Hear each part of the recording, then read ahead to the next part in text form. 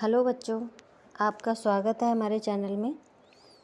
हम परिवर्तन पद्यांश पढ़ेंगे। सुमित्रा नंदन पंत द्वारा रचित आगे वाला पद्यांश पढ़ेंगे। पहला पद्यांश हमने पढ़ा था, दूसरा पद्यांश पढ़ते हैं।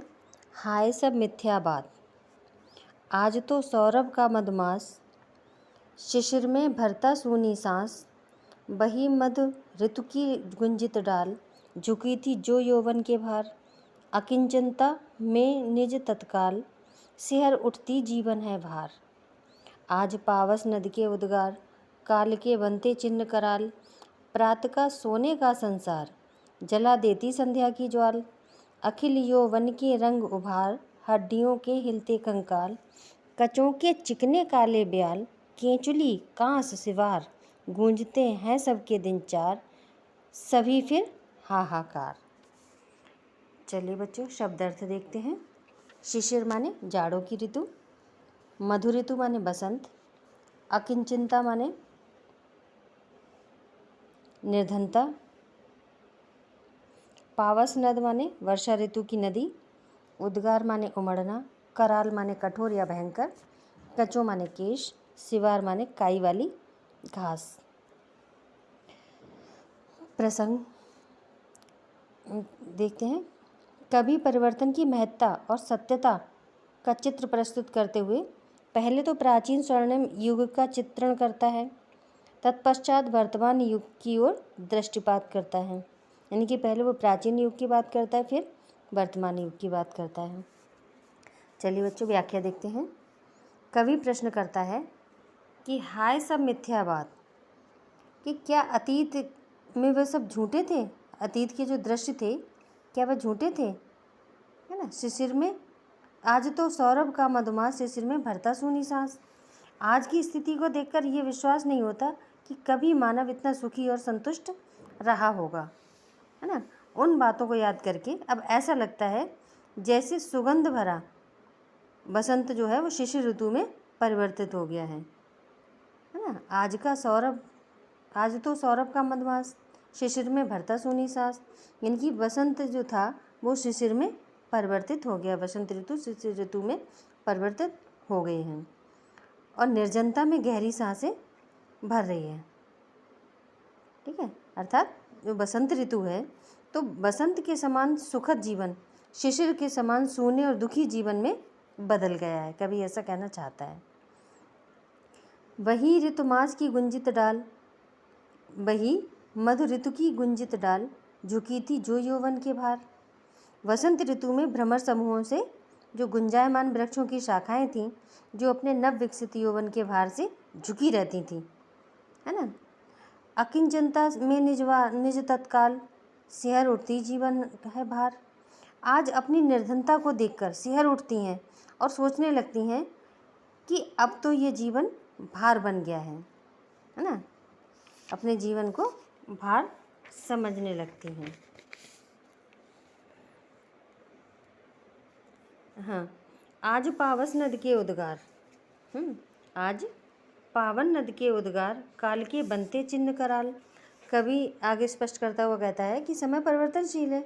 आज जो नदी वर्षाकालीन की नदी है वो तीव्रता को प्रकट कर रही है और अपनी बाढ़ से सब कुछ बहाकर ले जा रही है ना। और वर्षा ऋतु बीत जाने पर क्या होता है, वह नदी जलहीन होकर एक पतली सी धारा बनकर रह जाती है ना। काल के बनते चिन्ह कराल, पतली धारा बन जाती है और काल का चक्र उसके तल में, यानी रेत जो होती है वो झाड़ झांकड़ आदि के रूप में प्रलय के क्या होता है, चिन्ह मात्र छोड़ जाता है।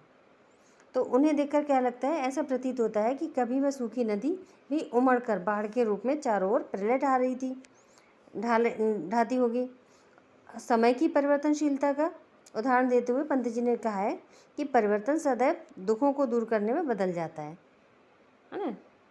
परिवर्तन क्या है, सदैव सुखों को दुखों में बदल देता है। जो सुख होते हैं उनको दुख में बदल देता है परिवर्तन। जैसे आगे उदाहरण देते हुए कहते हैं, प्रातः का सोने का संसार, जला देती संध्या की ज्वाल। यानी प्रभात होने पर सूर्य की स्वर्णिम किरणों से भरकर पूरा संसार सुनहरा रूप धारण कर लेता है, किंतु दिन बीत जाने पर संध्या की ज्वाला यानी लाल रोशनी उसे जलाकर भस्म कर देती है।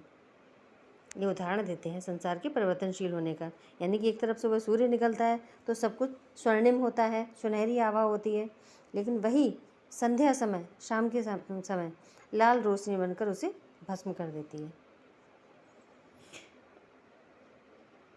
अखिल यौवन के रंग उभार, हड्डियों के हिलते कंकाल। आगे पंत जी कहते हैं कि नर नारियों के जो मांसल शरीर आज यौवन के संपूर्ण अंगों को उभार के कारण अत्यंत आकर्षक और मनोरम दिखाई दे रहे हैं। वही क्या होता है, हड्डियों के हिलते कंकाल, वृद्धावस्था आ जाने पर क्या होता है, वही हड्डियों के कंकाल जैसे दिखने लगते हैं। यानी आज युवावस्था में जो मांस है शरीर में तो आकर्षण है ना, और जब वृद्धावस्था आती है तब व्यक्ति कमज़ोर हो जाता है, तब क्या होता है, वह हड्डियों का कंकाल दिखने लगता है। कचों के चिकने काले ब्याल, केंचुली कांच से वार, और जो उनके काले सर्पों के समान चिकने लंबे और घुंघराले बाल होते थे, सर्प की केंचुली के समान मलिन कांच के फूलों के समान सफ़ेद और काई के समान उलझे दिखाई पड़ने लगते हैं। यानी कि जो युवावस्था में बाल काले चिकने सांप की तरह लंबे घुंघराले दिखाई देते हैं, वही वृद्धावस्था में क्या होते हैं कि सर्प की केंचुली के समान मलिन हो जाते हैं और कांच के फूल के समान सफ़ेद हो जाते हैं और काई के समान उलझे हुए दिखाई पड़ने लगते हैं, है ना। गूंजते हैं सबके दिन चार, सभी फिर हाहाकार। इस प्रकार संसार में सभी के जीवन में 4 दिन की चांदनी रहती है और फिर उनके जीवन में भयानक हाहाकार मच जाता है। चलिए एक बार फिर से व्याख्या देखते हैं बच्चों। कवि प्रश्न करता हुआ कहता है कि क्या अतीत के वे सब दृश्य झूठे थे? आज की स्थिति को देखकर ये विश्वास नहीं होता कि कभी मानव इतना सुखी और संतुष्ट रहा होगा। उन बातों को याद करके अब ऐसा लगता है जैसे सुगंध से भरा हुआ वसंत शिशिर ऋतु में परिवर्तित होकर निर्जनता में गहरी सांसें भर रहा हो। अर्थात बसंत के समय सुखद जीवन शिशिर के समान सूने और दुखी जीवन में बदल गया है। बसंत ऋतु में भ्रमर समूहों से गुंजायमान वृक्षों की शाखाएं जो अपने नव विकसित यौवन के भार से झुकी रहती थीं, वही अपनी निर्धनता को देखकर सिहर उठती हैं और सोचने लगती हैं कि अब तो ये जीवन भार बन गया है। कवि ने स्पष्ट किया है कि समय परिवर्तनशील है।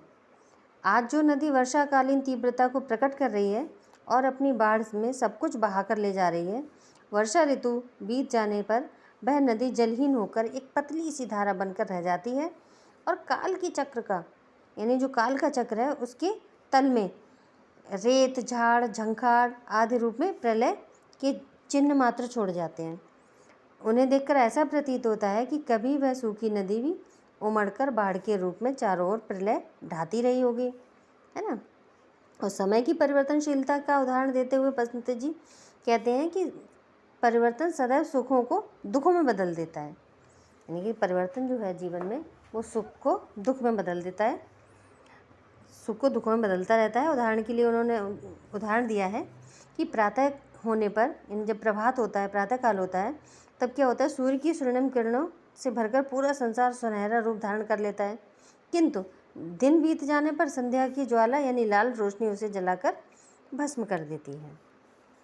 आगे पंत जी कहते हैं कि नर नारियों के जो मांसल शरीर आज यौवन के संपूर्ण रंगों और उभारों के कारण अत्यंत आकर्षक और मनोरम दिखाई पड़ते हैं, वृद्धावस्था आ जाने पर वही हड्डियों के कंकाल जैसे दिखने लगते हैं। उनके काले सर्पों के समान चिकने लंबे और घुंघराले बाल वृद्धावस्था में कैसे हो जाते हैं, सर्प की केंचुली के समान मलिन और कांस के फूलों के समान सफ़ेद और काई के समान उलझे दिखाई पड़ने लगते हैं। इस प्रकार संसार में सभी के जीवन में 4 दिन की चांदनी रहती है और फिर उसके जीवन में भयानक हाहाकार भर जाता है। चलिए बच्चों अब काव्य सौंदर्य देखते हैं। काव्य सौंदर्य में यहाँ परिवर्तनशील जगत की नश्वरता का मार्मिक चित्रण हुआ है। भाषा संस्कृत निष्ठ खड़ी बोली है। अलंकार उपमा रूपक रूपकातिशयोक्ति एवं अनुप्रास है। रस भयानक, शब्द शक्ति लक्षणा, गुण ओज, छंद स्वच्छंद है। आशा करती हूँ बच्चों आपको पद्यांश अच्छा लगा होगा। प्लीज़ हमारे चैनल को सब्सक्राइब कीजिए, लाइक कीजिए एंड शेयर कीजिए। धन्यवाद।